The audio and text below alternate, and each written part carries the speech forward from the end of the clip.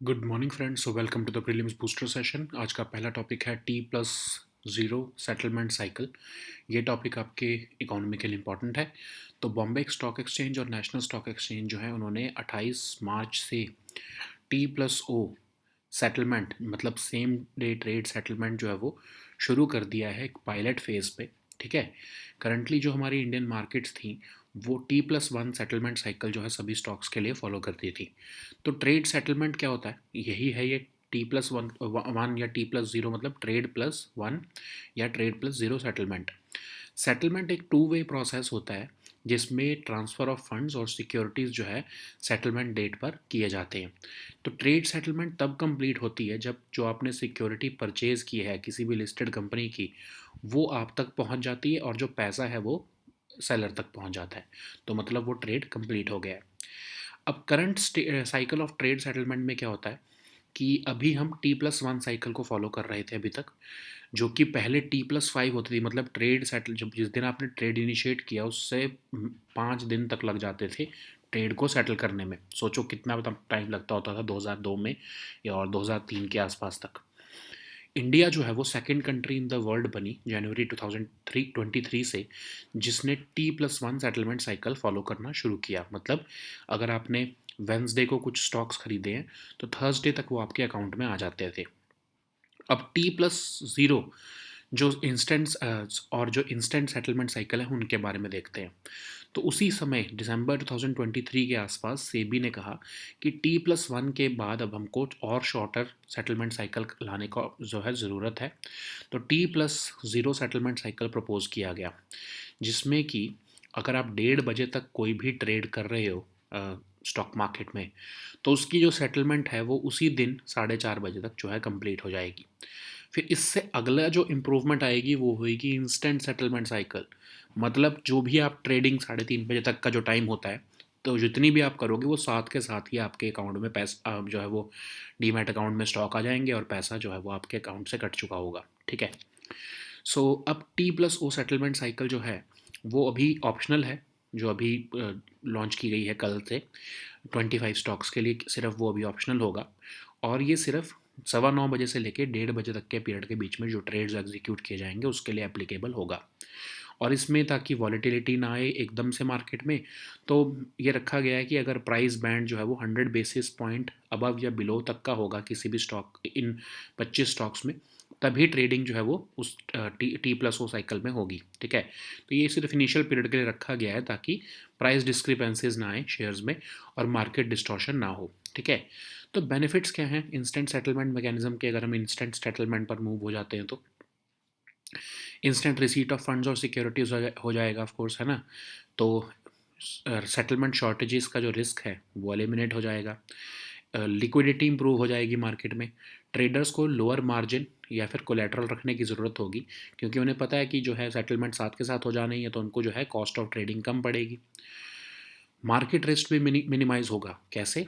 Market price जो है वो कम चेंज होगा सिग्निफिकेंटली, बिकॉज बहुत सोच समझ के ही जो है मार्केट में ट्रेड किया जाएगा, क्योंकि ट्रेड एग्जीक्यूशन और सेटलमेंट साथ के साथ हो रहा है। फिर कंट्रोल ऑफ द इन्वेस्टर भी जो है वो बढ़ जाएगा। ठीक है। अदरवाइज तो वेट करना पड़ता था आपको। जब आपको वेट नहीं करना पड़ेगा पैसे के लिए, तो सिक्योरिटीज़ और फंड जो है उसके ऊपर ज़्यादा कंट्रोल हो जाएगा इन्वेस्टर का। और रेजिलियंट हमारी मार्केट हो जाएगी, लो कॉस्ट और टाइम लगेगा ट्रांजैक्शन के लिए। तो हर तरह से सुपीरियर हो जाएगी हमारी जो है market as compare to other alternative asset classes. ठीक है। नेक्स्ट हम टॉपिक देखते हैं रोहिंग्यास। ये टॉपिक सोशल इश्यूज़ के लिए इम्पॉर्टेंट है, इंटरनेशनल रिलेशंस के लिए भी इम्पॉर्टेंट है। तो एक वुडन बोट जो है वो अभी डूब गई है इंडोनेशिया के कोस्ट के पास, जिसमें रोहिंग्या रिफ्यूजीज़ जा रहे थे। तो इससे जो है रोहिंग्यास की जो प्लाइट है वो दोबारा सामने आई है। United Nations High Commissioner for refugees के हिसाब से लगभग 4500 रोहिंग्या रिफ्यूजीज़ जो हैं वो डेंजरस जर्नी पर गए अक्रॉस बे ऑफ बंगाल और अंडमान सी लास्ट ईयर। तो रोहिंग्या रिफ्यूजीज़ हैं कौन? मुस्लिम माइनॉरिटी एथनिक ग्रुप है, अराकन किंगडम ऑफ म्यांमार से इनकी रूट देखी जाती है। और वैसे ये कल्चरली और रिलीजियसली डिस्टिंक्ट है majority Buddhist population of Myanmar से। रोहिंग्यास जो हैं वो कहते हैं कि वो रखाइन स्टेट में कई जनरेशन से रह रहे हैं, लेकिन जो गवर्नमेंट्स हैं म्यांमार की सक्सेसिवली, वो इनको इलीगल इमिग्रेंट्स कहती है बांग्लादेश से। म्यांमार ने तो इनको रिकॉग्नाइज़ करने से भी जो है रिफ्यूज़ कर दिया, इनको सिटीज़नशिप भी नहीं दी जाती 1982 के बाद से, और कहा जाता है कि ये वर्ल्ड के लार्जेस्ट स्टेटलेस पॉपुलेशन है। लगभग 7.5 लाख लोग जो हैं वो बांग्लादेश में जो है वो अ, जब इनको निकाला गया, एक्सोडस शुरू हुआ इनका अगस्त 2017 से, तो लगभग 7.5 लाख लोग जो है वो बांग्लादेश में जाकर जो है वो बैठ गए, ताकि वो म्यांमार की सिक्योरिटी फोर्सेस की ब्रुटैलिटी से बच सकें। 2018 की यूएन फैक्ट फाइंडिंग कमीशन ने कहा कि म्यांमार का तो जेनोसाइडल इंटेंट रहा है रोहिंग्या के अगेंस्ट। अब इंडिया में देखें तो लगभग 40,000 रोहिंग्यास इंडिया में हैं, जिसमें से सिर्फ 14,000 के पास United Nations High Commissioner for refugees के रिफ्यूजी कार्ड्स हैं, जिससे कि उनको कुछ फॉर्म ऑफ डिटेंशन से प्रोटेक्शन मिलती है। तो कुछ क्लस्टर्स ऑफ रोहिंग्या पॉपुलेशन हैं जम्मू, हैदराबाद, दिल्ली में, हरियाणा, यूपी और राजस्थान में। इंडिया में कोई लेजिस्लेशन नहीं है जो कि रिफ्यूजीज़ के लिए स्पेसिफिकली बनाया हो। रोहिंग्या रिफ्यूजीज़ को हम इलीगल इमिग्रेंट्स ही मानते हैं। फॉरेनर्स एक्ट और फॉरेनर्स ऑर्डर के अंदर इनको डील किया जाता है। सेक्शन 3 जो है फॉरेनर्स एक्ट का, सेंट्रल गवर्नमेंट को पावर देता है कि वे किसी को भी फॉरेन नेशनल को वो डिपोर्ट कर सकते हैं, और आइडेंटिफिकेशन और डिपोर्टेशन जो है फॉरेन नेशनल्स की, वो स्टेट गवर्नमेंट्स, यूनियन टेरिटरीज और होम मिनिस्ट्री का ब्यूरो ऑफ इमिग्रेशन करता है। तो ये रोहिंग्यास सी राउट क्यों ले रहे हैं?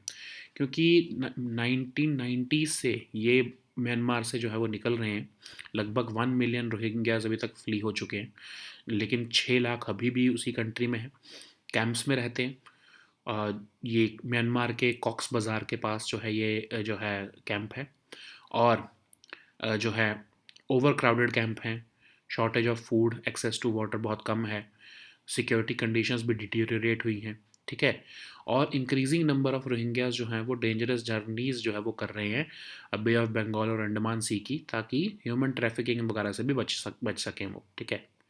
सो यूएन के एस्टिमेट्स के हिसाब से हर वन रोहिंग्या आउट ऑफ 8 जो है सी राउट लेते हुए जो है वो या तो डिसअपेयर हो जाते हैं या मर जाते हैं, ठीक है। तो नंबर ऑफ़ जो पीपल जो कि सी जर्नीज़ ले रहे हैं वो इंक्रीज़ हुआ है पिछले सालों में। अगर हम देखें तो 21% इंक्रीज़ हुआ है पिछले साल, ठीक है। नेक्स्ट हम टॉपिक देखते हैं, इंडिया टीबी रिपोर्ट 2024। टॉपिक आपके सोशल इश्यूज़, गवर्नेंस दोनों के लिए इंपॉर्टेंट है। तो इंडिया टीबी रिपोर्ट 2024 के हिसाब से यूनियन हेल्थ मिनिस्ट्री ने कहा है कि जो एस्टिमेटेड नंबर होता है हमारी हेल्थ मिनिस्ट्री का, और एक्चुअल केसेस ऑफ ट्यूबरक्लोसिस जो है वो कम होता जा रहा है। मतलब एक अच्छा मार्कर है ये, कि जितना सरकार एक्सपेक्ट कर रही है उतने के ही आसपास केसेस आते हैं। मतलब जो मिस डायग्नोसिस होती थी पहले केसेस की, कि जो पता नहीं लगते थे, वो कम होता जा रहा है अब, ठीक है। तो जितना पता लगता रहेगा, हमने जितना एस्टिमेट किया है, अगर उतने के आसपास केसेस निकलेंगे तो हम उनको ठीक कर सकते हैं दवाइयाँ देके, है ना। तो ट्यूबरक्लोसिस क्या है? एक इन्फेक्शियस डिसीज़ जो कि माइकोबैक्टीरियम ट्यूबरक्लोसिस बैक्टीरिया से होती है। जनरली अफेक्ट करती है लंग्स को, जिसको हम पल्मोनरी टीबी कहते हैं, लेकिन ये कई बार other parts of the body को भी अफेक्ट करती है, जिसको एक्स्ट्रा पल्मोनरी टीबी कहते हैं। एक पर्सन से ये दूसरे पर्सन में एयर के थ्रू ट्रांसमिट होता है, और जो लोगों में एक्टिव टीबी होता है, खासकर उनके लंग्स में, वो ज़्यादा इसको ट्रांसमिट कर पाते हैं। Most of the time infections में कोई सिम्टम्स नहीं होते, जिसको हम लेटेंट ट्यूबरक्लोसिस कहते हैं। जिनको लेटेंट टीबी होता है तो वो डिसीज़ को स्प्रेड भी नहीं करते हैं, ठीक है। तो जब स्क्रीनिंग हो जाती है टीबी की, तो अर्ली डिटेक्शन अगर हो जाए तो, और ट्रीटमेंट शुरू हो जाए, तो ऑफ कोर्स बेटर रहता है। और बीसीजी वैक्सीन इसके लिए होती है टीबी से बचने के लिए, ठीक है। ट्रीटमेंट के केस में जो है कई तरह के एंटीबायोटिक्स यूज़ की जाती हैं over a long period of time. कई बार 6 महीने 7 महीने जो है ये एंटीबायोटिक्स का ट्रीटमेंट चलता है, क्योंकि कई बार हमने देखा है कि ड्रग रेजिस्टेंट टीबी भी जो है वो सामने आ रहा है। मतलब कि जो एंटीबायोटिक्स है वो फंक्शन नहीं करते हैं। तो इसके लिए जो है ये मेन 2 टाइप्स के जो है ये ड्रग रेजिस्टेंट टीबी हमें देखने को मिले हैं, एमडीआर और एक्सडीआर। तो इनसे डील करने के लिए न्यू जो है फॉर्म्स ऑफ एंटीबायोटिक्स आई हैं, ठीक है। तो डब्ल्यूएचओ की अगर हम एंड टीबी स्ट्रेटजी देखें जो 2014 में अडॉप्ट की गई थी, इसमें ये मोटिव रखा गया है कि टीबी को ख़त्म करना है 2035 तक, जिसमें कि हमने 2035 तक गोल रखा है कि 95% रिडक्शन कर देनी है टीबी की और टीबी डेथ्स की कंपेयर्ड विद 2015। तो इंडिया की टीबी रिपोर्ट क्या कह रही है? नेशनल टीबी एलिमिनेशन प्रोग्राम के अंदर ये रिपोर्ट बनाई गई है, 2001 से इसको पब्लिश किया जाता है, ठीक है। और ये पूरा डेटा देती है, पॉलिसी अपडेट्स, प्रोग्राम इम्प्लीमेंटेशन और स्टेट और डिस्ट्रिक्ट वाइज परफॉर्मेंस इंडिकेटर्स का, ठीक है। अगर हम हाइलाइट्स देखें इंडिया टीबी रिपोर्ट के, तो मेजॉरिटी ऑफ टीबी केसेस जो हैं वो अभी भी गवर्नमेंट हेल्थ सेंटर से रिपोर्ट किए जा रहे हैं, जबकि प्राइवेट सेक्टर जो है वहाँ से रिपोर्टिंग भी जो है वो बढ़ी है। लगभग 33% जो है वो प्राइवेट सेक्टर से रिपोर्टिंग आई है टीबी केसेस की। और अगर हम मोर्टेलिटी देखें इसकी वजह से, तो लगभग सेम ही रही है, उसमें कोई ज़्यादा इंप्रूवमेंट देखने को नहीं मिली है।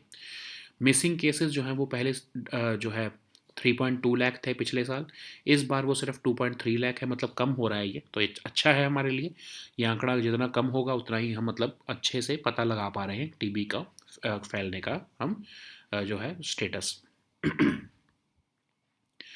तो रिकमेंडेशंस इस रिपोर्ट में यही है कि अगर इंडिया को अपना 2023 का टारगेट जो है रीच करना है, तो 95% ऑफ पेशेंट्स को हम ऑलरेडी डायग्नोस कर चुके हैं इन्फेक्शन से, ठीक है। तो ये अच्छी चीज़ है एक।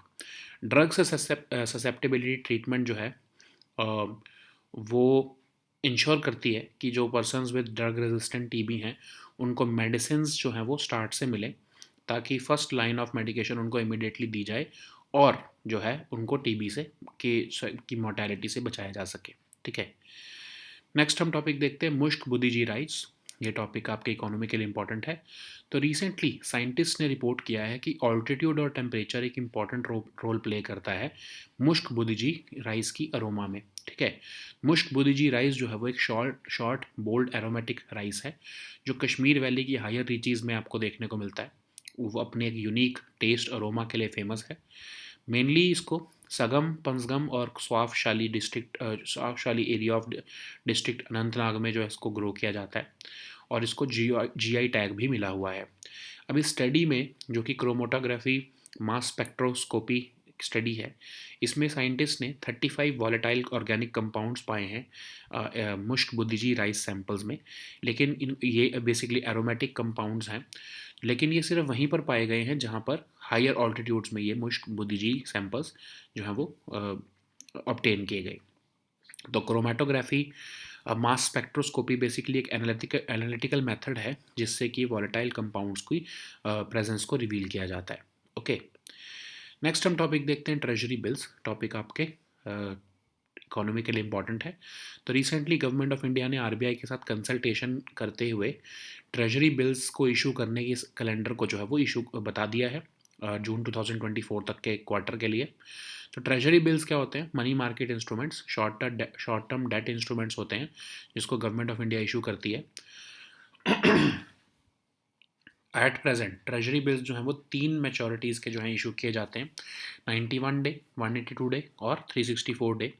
ज़ीरो कूपन सिक्योरिटीज़ होती हैं, इस पर कोई इंटरेस्ट नहीं मिलता, लेकिन क्या होता है कि इसको डिस्काउंट पर इशू किया जाता है और फेस वैल्यू पर मैच्योर होते हैं ये, ठीक है। तो इंडिविजुअल्स, ट्रस्ट, इंस्टीट्यूशंस, बैंक्स जो हैं वो सब इसको परचेज कर सकते हैं। इवन बैंक्स अगर इसको परचेज कर रहे हैं तो उनकी एसएलआर रिक्वायरमेंट्स को भी वो फुलफिल करते हैं ये ट्रेजरी बिल्स। तो ट्रेजरी बिल्स में बेसिकली क्या होता है कि अगर 100 रुपये का ट्रेजरी बिल है तो उसको इशू किया जाता है 95 में, मतलब उसको खरीदोगे जब आप जैसे इन्वेस्टर, तो 95 में खरीदोगे, लेकिन जब ये मैच्योर होगा तो आपको 100 रुपये मिलेंगे, मतलब 5 रुपये का आपको फ़ायदा होगा। एग्जाम्पल है ऑफकोर्स ये, ठीक है। तो डिपेंड करता है कि कितना रिटर्न मिलेगा।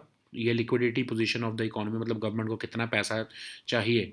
अगर गवर्नमेंट को बिल्कुल पैसा की ज़्यादा रिक्वायरमेंट नहीं है तो ऑफकोर्स आपको रिटर्न कम मिलेगा।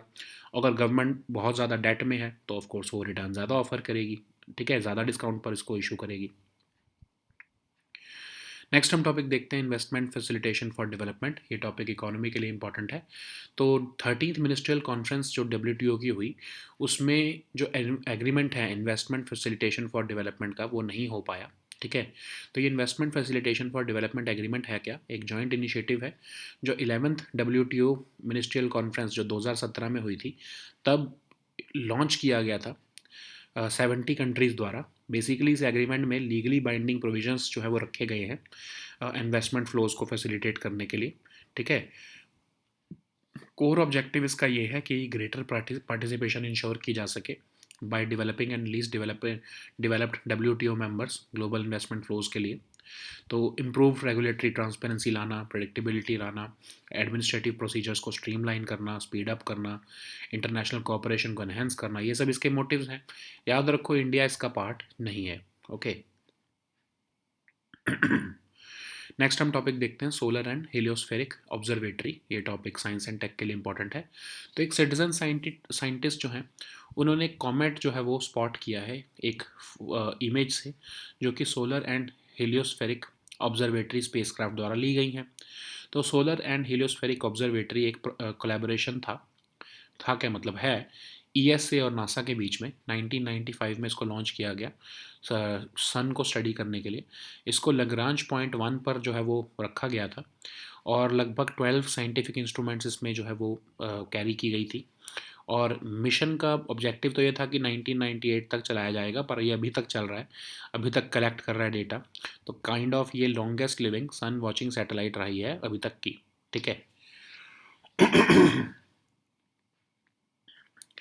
नेक्स्ट हम टॉपिक देखते हैं अफानासी निकितिन सी माउंट। ये टॉपिक आपके इन्वायरमेंट के लिए इंपॉर्टेंट है। तो रिसेंटली इंडिया ने इंटरनेशनल सी बेड अथॉरिटी को जो है वो अप्लाई किया है to vast tracts of Indian Ocean seabed को एक्सप्लोर करने के लिए, जिसमें से एक कोबाल्ट रिच जो है वो क्रस्ट है अफनासी निकितिन सी माउंट की। तो ये AN सी माउंट बेसिकली एक स्ट्रक्चरल फीचर है सेंट्रल इंडियन बेसिन में, सेंट्रल इंडियन ओशन बेसिन में। लगभग 3000 किलोमीटर जो है दूर है इंडिया के कोस्ट से। ये एक मेन प्लेट्यू है इसमें, जो कि 1200 metre above surrounding ocean floor है।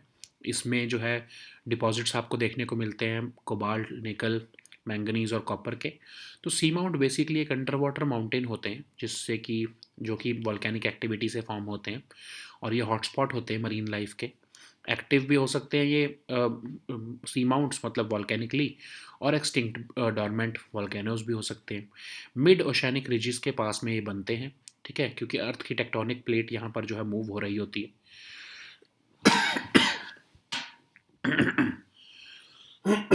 तो सिग्निफिकेंस क्या है सी माउंट्स की? अर्थ की जो मेंटल होती है उसकी कॉम्पोजिशन के बारे में बताते हैं ये, क्योंकि ये नीचे से आए होते हैं ऑफ कोर्स वॉल्केनिक इरप्शन से।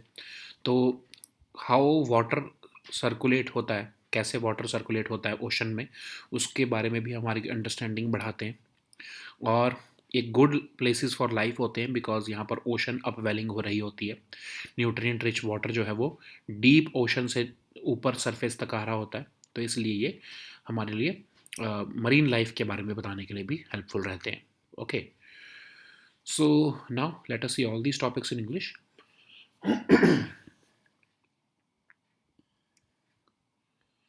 So the first topic is T plus O settlement cycle. This topic is important for your economy section. So both Bombay Stock Exchange and National Stock Exchange have now launched the T plus O or same day trade settlement from yesterday. So currently Indian markets were operating on a T+1 settlement cycle for all stocks. So what is trade settlement? It is basically a two-way process in which the transfer of funds and securities on the settlement date happens. So a trade settlement is said to be complete once the purchased securities of a listed company are delivered to the buyer and the money is transferred to the seller. Okay, so that's how the trade gets complete. So SEBI had shortened the settlement cycle from T+5 to T+3 and then T+2 in 2003, and recently from January 2023 T+1 cycle was adopted. So India became the second country in the world after China to start this T+1 settlement cycle in top listed securities. Okay, so T+1 settlement cycle basically refers to the situation that trade related settlements must be done within 1 day or 24 hours. So if a customer had bought shares on Wednesday, these shares would be credited to the customer's demat account on Thursday. Okay, so what is T plus O, or in future the instant settlement cycle? So if we look at SEBI in 2023 December said that we have to introduce a shorter settlement cycle. T plus O settlement cycle basically is an optional cycle for trades which will be done until 1:30 p.m. So in settlement of funds and securities will be completed on the same day by 4:30 p.m.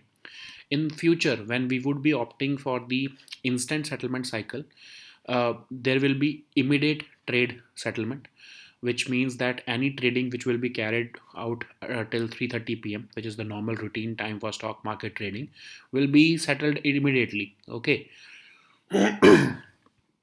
So if we look at this, the working of T plus O settlement, then T plus O settlement will be optional as of now for 25 stocks, and it will be applicable only for trades which will be executed between 9:15 a.m.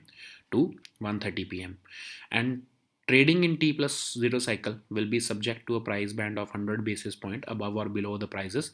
So this is being done on a pilot basis just to avoid market distortions due to this change of settlement cycle. Okay. So what are the benefits of instant settlement? Once we move to instant settlement, what will be the benefits of it? So of course it would enable instant receipt of funds and securities, um, and it would eliminate the risk of settlement shortages because both funds and securities will be available before placing the order. Okay. So faster settlement can also improve liquidity in the market. Traders will also require lower margin or collateral because they know that settlement will occur rapidly. So that's why a cost of trading would reduce. Shorter settlement cycles will also help minimize market risk because the market price of the security will less likely to change significantly between the trade execution and settlement. So by enhancing the control of investor over securities and funds, investor protection would be strengthened. It will also help establish Indian equities as an asset class with the features of resilience, low cost, and time of transaction. Okay. So the next topic is Rohingyas. This topic is important for your social issues. So recently, a wooden boat capsized off the Indonesian coast carrying Rohingya refugees. So this has once again drawn attention to the plight of refugees who are increasingly embarking on dangerous sea journeys to seek a better life. So, as per the United Nations High Commissioner for Refugees, over 4,500 Rohingya refugees have set on a dangerous journey across Bay of Bengal and Andaman Sea last year. So, if we look at Rohingya refugees, they are basically a Muslim minority ethnic group with their roots in the Arakan Kingdom in Myanmar, and they are culturally and religiously distinct from the majority Buddhist population of Myanmar. Rohingyas have claimed to have Rohingyas claim to have lived in Myanmar's Rakhine state for generations, but successive governments in Myanmar have disputed their ties, and they have labeled them as illegal immigrants from Bangladesh. Myanmar even refused to recognize them, denying them citizenship since 1982, and that's why they have become the world's largest stateless population devoid of fundamental rights and security. So, since the exodus that began in August 2017, Rohingyas um, uh, uh, from Rakhine have moved out, and about 7.5 lakh people were forced to seek sanctuary in Bangladesh to escape the brutality of Myanmar security forces. So, a 2018 UN fact finding commission found that Myanmar had genocidal intent against the Rohingyas. If we look at Rohingyas in India, then there are about 40,000 of them in India. Only 14,000 of them have United Nations High Commissioner for Refugees or refugee ID cards, which offers them some kind of protection from arbitrary detention. So there are clusters of Rohingya population in Jammu, Hyderabad, and Delhi, and apart from that, Haryana, UP, and Rajasthan also holds them. So, if we look at the legal provisions for refugees in India, then we do not have any legal uh, or legislation currently which is specifically dedicated for refugees. Rohingyan refugees are clubbed with illegal immigrants, and they can be deported by the government under the Foreigners Act and Foreigners Order. Section 3 of the Foreigners Act of 1946 enables the government of India to deport a foreign national. The power to identify and deport foreign nationals in India has been delegated to state governments, union territories, and Home Ministries Bureau of Immigration. So, who are these? Why these Rohingyas are taking sea route? Because Since 1990s, when they started fleeing Myanmar, over 1 million of them have fled since that time. Around 6 lakhs still remain in the country. They mostly live in camps for internally displaced people. And estimated 9.6 lakh Rohingyas reside in refugee camps of Bangladesh. Most live near the Myanmar border in the Cox's Bazar area of Bangladesh. These overcrowded camps lack basic human necessities. There is shortage of food, access to water. Security conditions have also deteriorated. So that's why an increasing number of Rohingyas have been undertaking dangerous journeys across Bay of Bengal and Andaman Sea to venture out to Muslim majority nations of Indonesia and Malaysia. However, human traffickers have exploited their desperation also. So there has also been horrific accounts of abuse, including violence against women, which have been recorded.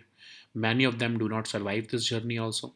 UN has estimated that 1 in 8 Rohingyas who take the sea route either die or disappear in the attempt. Last year, number of people who embarked on sea journeys increased by 21%. Okay. So the next topic is India TB report of 2024. This topic is important for your social issues and your governance section. So as per the India TB report of 2024, which was released by Health Ministry, the gap between the estimated number and actual cases of tuberculosis is closing, which is an important marker because it will contribute to India's goal of eliminating TB by 2025. What does it mean? That the number of the number of missing cases is basically reducing. So which means that the government, if let's say the government has had estimated that 100 people are getting TB, then it means that about 80 or 90 of them gets identified. If this gap was bigger, it would have meant that there are a large number of cases who go undiagnosed, and that's why they would be rather spreading that infection in the society.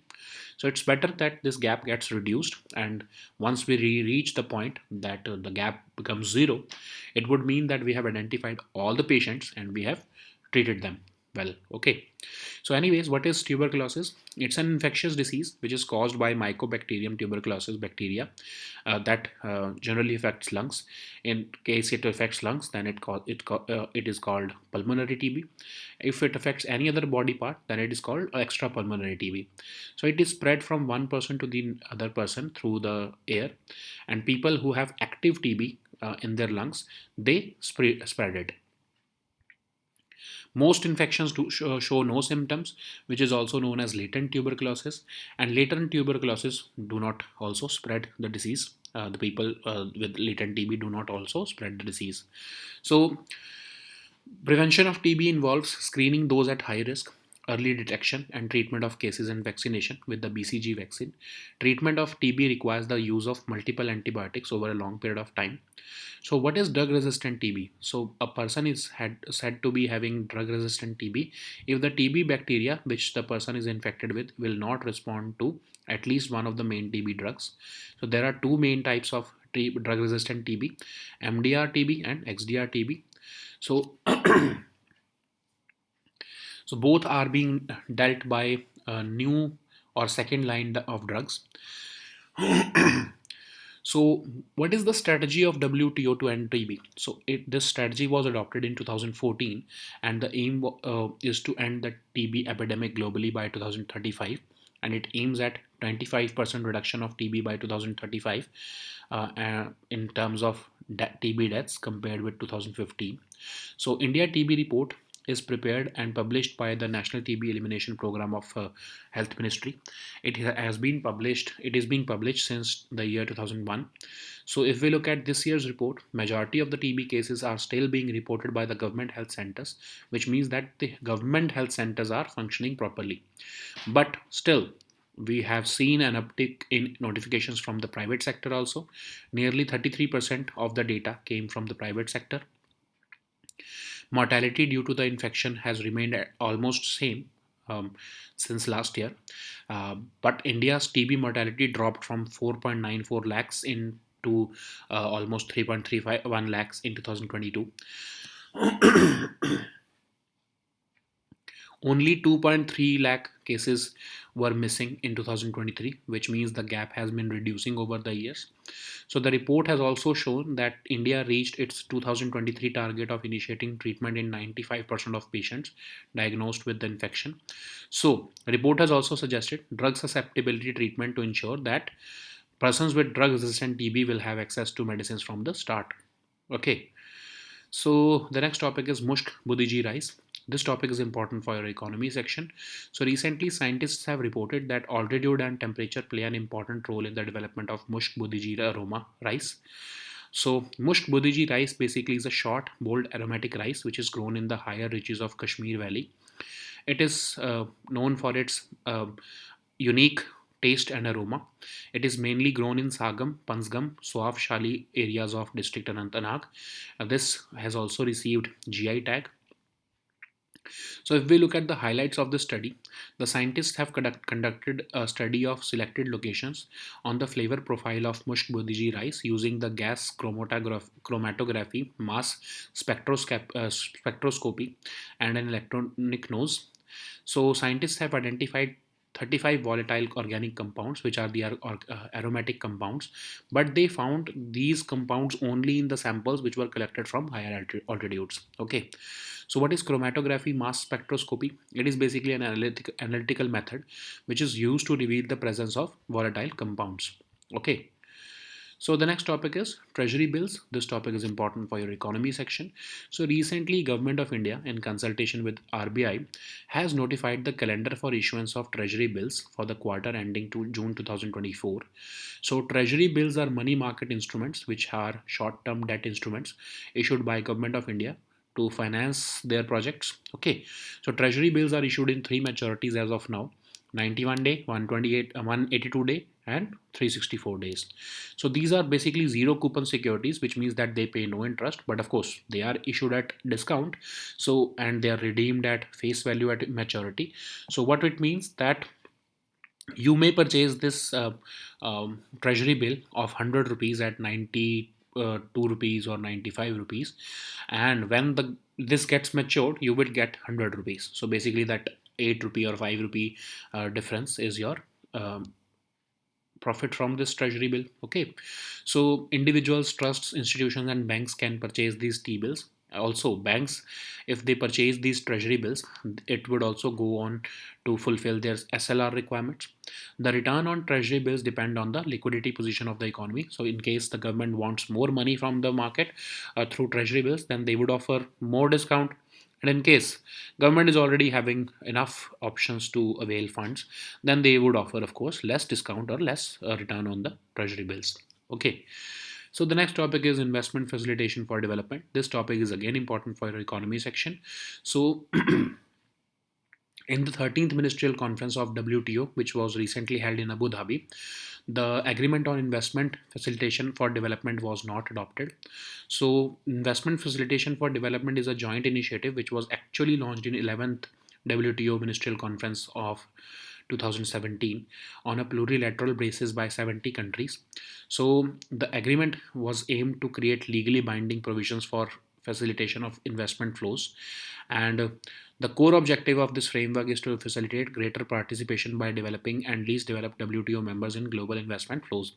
So IFD agreement would promote and facilitate investment by improving regulatory transparency and predictability, streamlining the administrative procedures in the member states, and enhancing international cooperation by developing members. Of course, remember this, India is not a part of this initiative. So the next topic is solar and heliospheric observatory. This topic is important for your science and tech section. So recently, a citizen scientist had spotted a comet in an image from the solar and heliospheric observatory spacecraft. So solar and heliospheric observatory is a project of international collaboration between NASA and ESA, which was launched in 1995 to study the sun.